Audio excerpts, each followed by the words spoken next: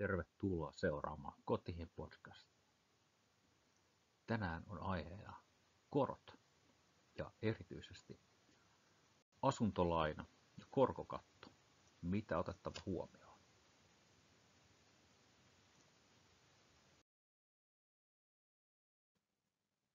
Sinua siis palvelee Kotiin LKV Oy, Markus Vanfors, toimitusjohtaja, laillistettu kiinteistön välittäjä sekä ekonomisti. Kannattaako ottaa korkokatto? Yleisesti ottaen eihän pankit tee sitä tappiokseen. Muutenhan korkokatto ei tarjottaisi. Mutta koska pankitkaan ei voi tietää, ei edes ne pääekonomistit siellä, mitä talouskasvu on tulevaisuudessa, inflaatio tai korotkaan, niin pankit tarjoaa tätä korkokattoa joka tapauksessa. Ja siihen vaikuttaa siis muun muassa laina-ajan pituus. Ja mitä pidempi on laina-aika, niin sen vaikeampaa on ennustaa sitä koron suuruutta tai muitakaan asioita.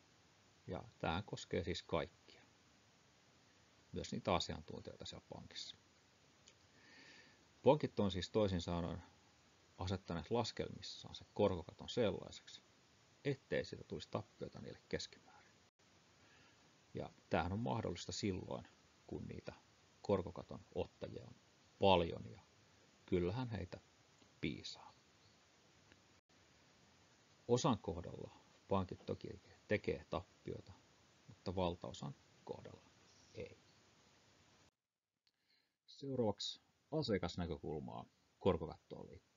Siis asiakashan maksaa siitä suojauksesta, jonka hän ostaa, ja pankki sen sitten myy, kun katsoo, että se on pankille kannattavaa. Muistan erään tositapauksen.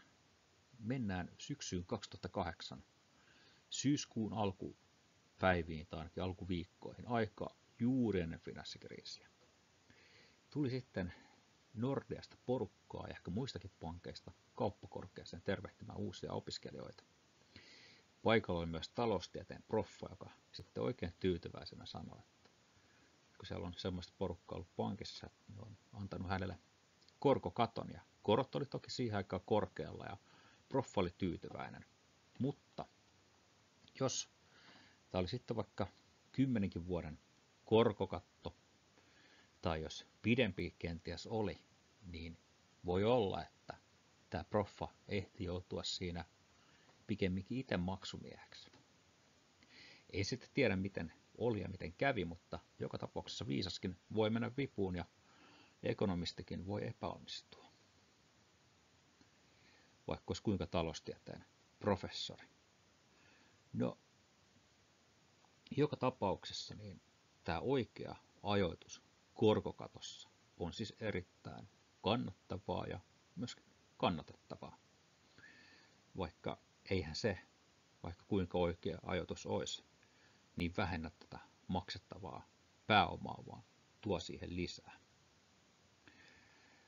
Kuitenkin tällaiset, jotka ovat onnistuneet ottamaan korkokaton vuonna 2021 tai 2022, hyötynevät tästä aika paljon. Näin rohkenen väittää. Koska korot tuskin laskee nollan alapuolelle lähivuosina.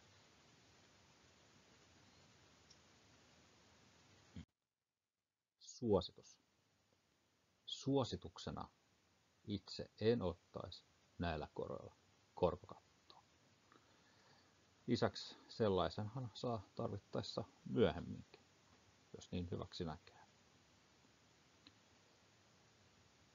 Mutta se, että semmoisen kannattaisi ottaa, niin edellyttäisi äkillisiä, suuria koronmuutoksia näissä olosuhteissa.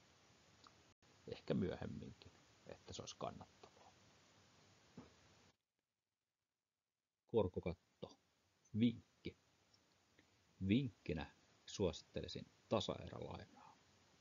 Sen ainakin itse ottaisin. Se on siis osaltaan samaa asiaa kuin tämä korkokatto.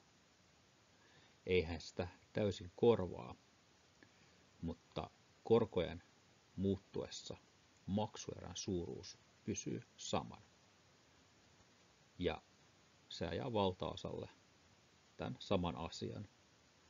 Erityisesti jos halutaan välttää kuukausittaisen maksuerän nousua ylisuureksi. Silloin tämä maksuaika sen sijaan elää.